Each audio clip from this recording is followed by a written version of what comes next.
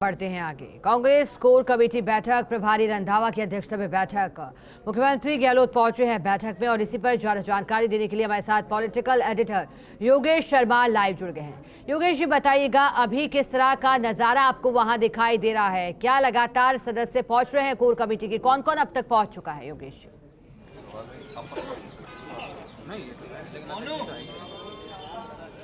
देखिए, बैठक शुरू हो चुकी है। कोर ग्रुप की कांग्रेस पार्टी के जो राजस्थान के चुनावों से जुड़ी सबसे बड़ी जो कमेटी है कोर टीम, उसकी बैठक शुरू हो गई है।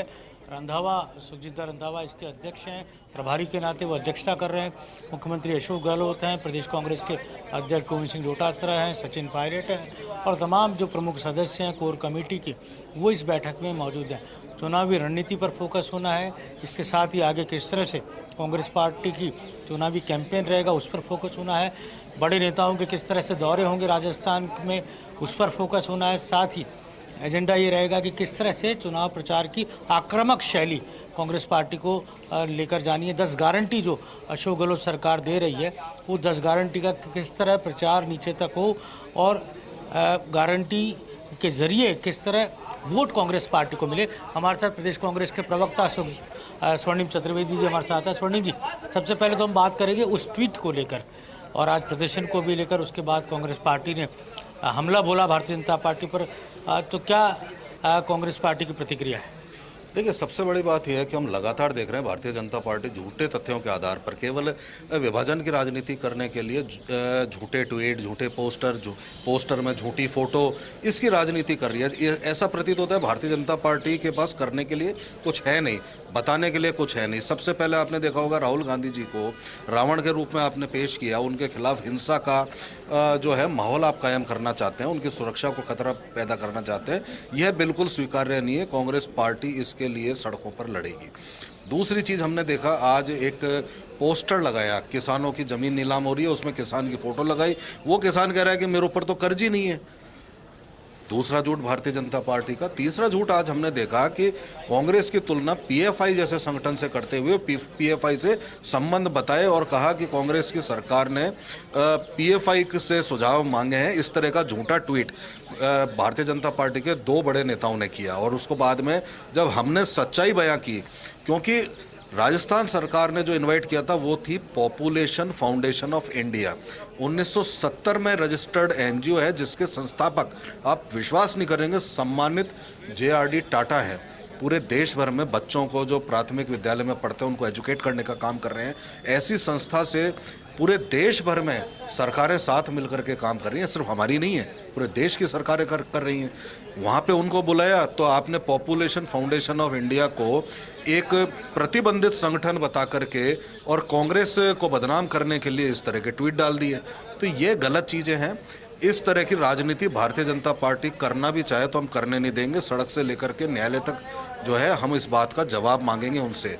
और निश्चित रूप से जब कांग्रेस पार्टी सड़कों पर उतरी है, जनता के बीच है, तो भारतीय जनता पार्टी को जवाब देते नहीं बनेगा जब उनकी हम सच्चाई उजागर करेंगे।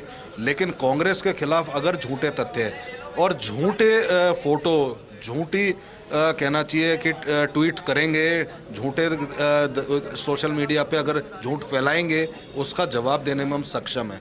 जनता से लेकर के सोशल मीडिया प्लेटफॉर्म तक और सड़क से लेके न्यायालय तक हम पूरी लड़ाई लड़ेंगे।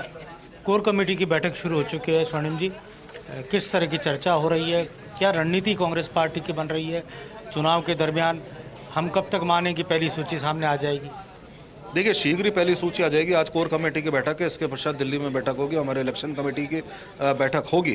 क्योंकि पहले कोर कमेटी की स्ट्रेटेजी तैयार करती है। स्ट्रेटेजी तैयार इस तरह से कि चुनाव में हमें आगामी क्या स्टेप्स उठाने हैं।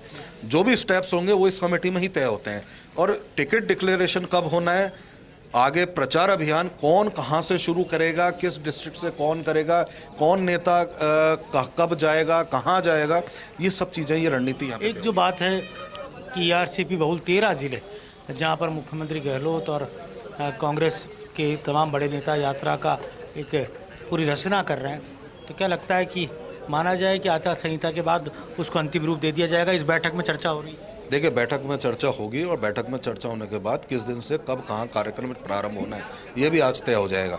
यह तय बात है कि आचार संहिता लगते ही भारतीय जनता पार्टी ने जो वादा खिलाफी राजस्थान से की, ईआरसीपी को राष्ट्रीय परियोजना न बना करके जो वादा खिलाफी की है, उसके खिलाफ अभियान होगा। स्वर्णिम जी, लगातार लोक लुभावन योजनाएं आ रही हैं, फिर 3 जिले की घोषणा होती है, मालपुरा, सुजानगढ़, कुचामन।